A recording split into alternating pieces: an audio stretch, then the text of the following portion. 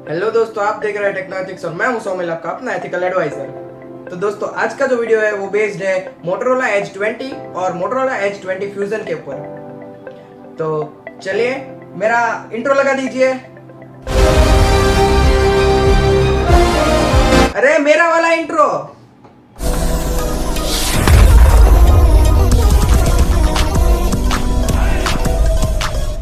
तो आज की वीडियो शुरू करते हैं बॉडी शेमिंग के साथ। H20 फ्यूजन मोटा बहुत है अपने भाई की कंपैरिजन में। H20 सबसे स्लिम एंड ट्रिम फोन है, हालांकि सबसे स्लिमेस्ट 5G फोन है अभी के लिए। स्लिम होने का पहला पॉइंट जाता है H20 को। स्लिम होने के साथ साथ H20 का वजन भी कम है, 163 ग्राम्स, और जो फ्यूजन वाला वर्जन है उसमें वेट थोड़ा सा ज्यादा है, 185 ग्राम्स, पर दूसरे फोन के कंपैरिजन में काफी कम है। लाइट वेट होने का दूसरा पॉइंट जाता है H20 को। तो फ्यूजन वाले वर्जन में जो वजन ज्यादा है उसका एक कारण यह है कि उसमें 5000 एम्पियर की बड़ी सी बैटरी है और H20 में वो 4000 मिली एम्पियर की है। बैटरी बड़ी होने की वजह से पहला पॉइंट मिला H20 फ्यूजन को। आप दोनों ही मोबाइल में दो सिम कार्ड यूज कर सकते हैं, लेकिन जो H20 वाला वर्जन है उसमें आप ड्यूअल सिम यानी कि दोनों सिम कार्ड यूज कर सकते हैं। और अगर आपको मेमोरी कार्ड यूज करना है फ्यूजन वर्जन में तो आप उसमें एक मेमोरी कार्ड और एक सिम कार्ड यूज कर सकते, क्योंकि उसमें हाइब्रिड सिम कार्ड स्लॉट आता है। ड्यूअल सिम होने की वजह से तीसरा पॉइंट मिला H20 को। अब बारी है रैम रोम की। H20 में सिर्फ एक ही वेरिएंट है जो है 8GB 128GB वाला। हालांकि उसमें इस प्राइस रेंज में मैं एक्सपेक्ट कर रहा था 8GB 256GB वाले वेरिएंट को, और फ्यूजन ने प्राइस जस्टिफाई की है 6GB और 8GB वाले में, और रोम जो है वो 128GB दोनों में है। तो इसका पॉइंट डेफिनेटली फ्यूजन को ही जाता है, तो फ्यूजन के लिए दूसरा पॉइंट है। अब स्क्रीन टू बॉडी रेशियो की बात करते हैं तो H20 में जो है वो 90.6% है स्क्रीन टू बॉडी रेशियो, और H20 फ्यूजन में जो है 90% स्क्रीन टू बॉडी रेशियो है। हालांकि छोटा सा ही डिफरेंस है, फिर भी स्क्रीन टू बॉडी रेशियो का पॉइंट जाता है H20 को, जो H20 के लिए चौथा पॉइंट है। 60, 90, 120 इस सब को पीछे छोड़ दिया है H20 ने।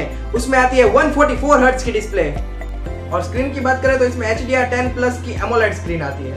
अब इस साइड बात करते हैं फ्यूजन वाले वर्जन की, तो इसमें 90 हर्ट्ज की डिस्प्ले है। लेकिन सुनो, इसमें AMOLED स्क्रीन है 10 बिट्स वाली, जिसमें आपको 1 बिलियन से भी ज्यादा कलर डिस्प्ले होते हैं, जो कि इस प्राइस रेंज में अनएक्सपेक्टेड है।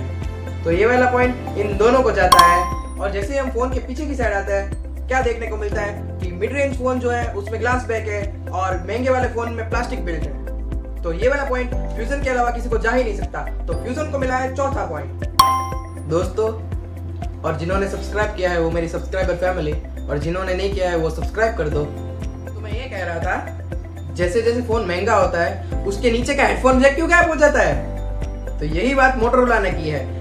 H20 है उसमें हेडफोन जैक नहीं है, और H20 फ्यूजन उसमें हेडफोन जैक दिया गया है। तो हमारे प्यारे हेडफोन जैक की वजह से पांचवा पॉइंट भी मिलता है फ्यूजन को। देखा दोस्तों, इन दोनों ही फोन में प्राइस गैप काफी ज्यादा है। एक जो है वो 30,000 का है और दूसरा है 21,500 का।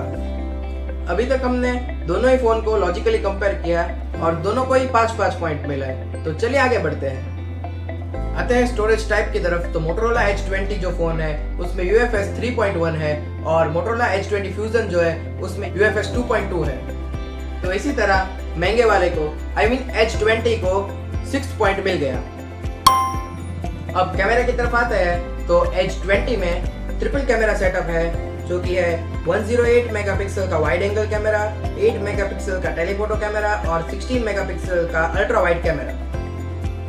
और जो टेलीफोटो कैमरा है 8 मेगापिक्सल का वो 3x जूम के साथ आता है। और दूसरी तरफ फ्यूजन वर्जन में जो 8,500 रुपये सस्ता है उसमें 108 मेगापिक्सल का वाइड एंगल, 8 मेगापिक्सल का अल्ट्रा वाइड एंगल और 2 मेगापिक्सल का डेप्थ सेंसर आता है।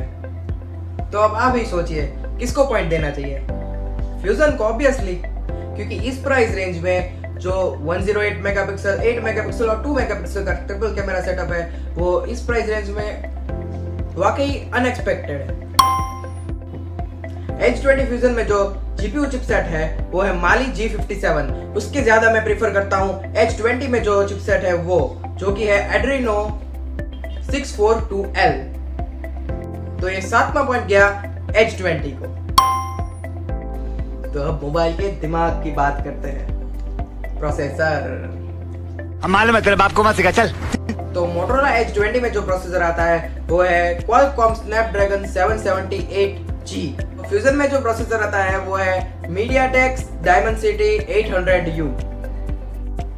अब 2 पॉइंट्स ऐसे हैं जो दोनों में ही सेम है, यानी कि चार्जर जो बॉक्स में से आता है वो दोनों में ही 30 वॉट आउटपुट वाला आता है, और सेल्फी कैमरा जो है वो दोनों में ही 32 मेगापिक्सल्स का है। तो जाहिर सी बात है सस्ते वालों को ही पॉइंट मिलेगा, तो दोनों ही पॉइंट जाता है H20 फ्यूजन को। और एक बात ऐसी भी है जो दोनों की मुझको नहीं पसंद, दोनों में ही मोनो स्पीकर्स आता है।